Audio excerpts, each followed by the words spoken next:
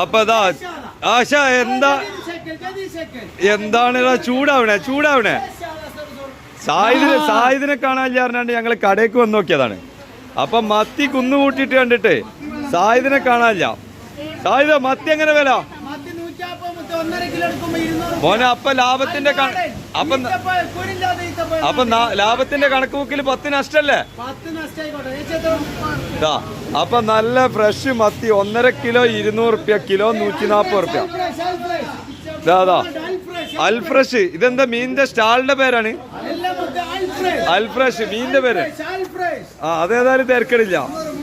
അപ്പൊ ചെങ്കള നല്ല കണമീനുണ്ട്, പിന്നെ അയിലുണ്ട്, നല്ല ചെമ്മി, കടുകപ്പാര, വെള്ളസൂത, നല്ല നാടൻ മാന്ത, വലിയ അയിലപ്പാര, ചെറിയ സീലാവ്, തിണ്ടക്കുട്ടിയാള്, പലവക ഉണ്ട്.